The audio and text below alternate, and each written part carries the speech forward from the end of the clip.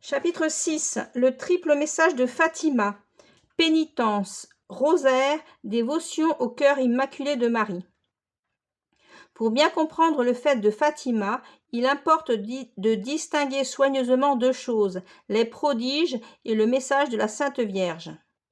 Le message ou les recommandations de Notre-Dame du Rosaire de Fatima constituent le but même de ces apparitions.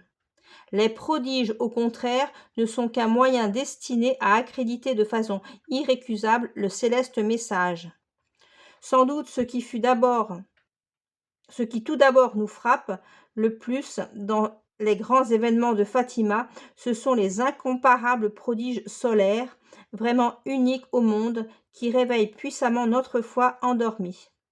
Mais le principal, ce qu'il faut surtout retenir, mettre soigneusement en pratique et répandre partout autour de nous, ce sont les recommandations ou le message de Notre-Dame de Fatima.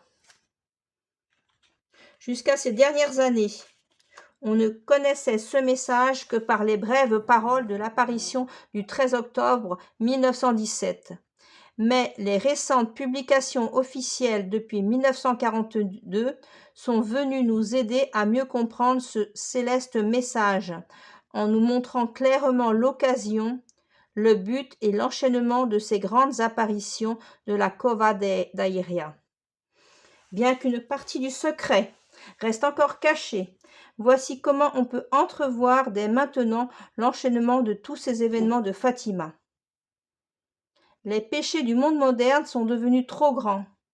Les hommes divinisent cyniquement la chair et refusent froidement de reconnaître Jésus-Christ et son Église, le bon Dieu et ses lois. Aussi de même qu'au temps de Noé, la malice des hommes avait crié vengeance au ciel et entraîné le déluge sur la terre, ainsi les péchés du monde moderne ont fini par provoquer la justice divine, qui a décidé de noyer ce monde impie dans un nouveau déluge de feu et de sang.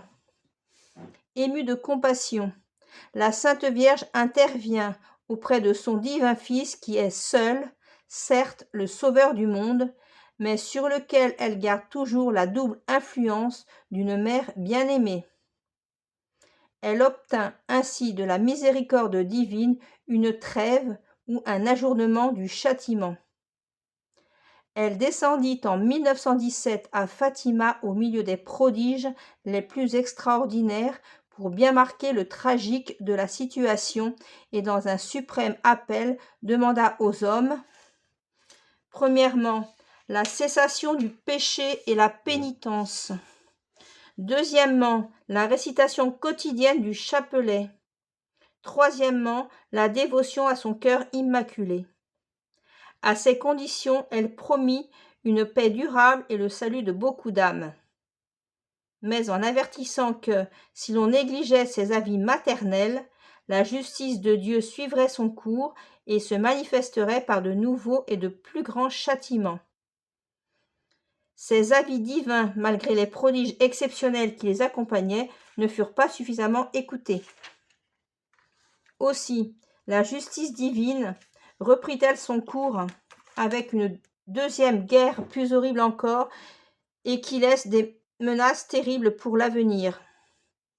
Mais Dieu est infiniment bon et la Sainte Vierge est inlassable dans ses interventions miséricordieuses. Si les hommes se ressaisissent et écoutent encore le céleste message du cœur immaculé de Marie, le châtiment qui n'a pas été complètement évité pourra du moins être adouci pour ce qui reste encore à venir. C'est ce que rappelait dans la lettre pastorale de 1942 le cardinal Schuster de Milan en s'appuyant sur les documents authentiques. Si nous répondons fidèlement à ces demandes, écrivait-il, Notre-Dame de Fatima nous promet la paix, le retour de la Russie à l'unité catholique et le commencement d'une ère nouvelle d'apostolat et de conquête pour l'Église catholique. Nous allons donc exposer dans les prochains chapitres la triple demande de Notre-Dame de Fatima, la pénitence, le rosaire et la dévotion au cœur immaculé de Marie. Étudions avec amour ce triple message de Fatima. Mettons-le fidèlement en pratique et répandons-le autour de nous. nous ne saurions concourir plus efficacement à attirer les bénédictions divines sur le monde désolé.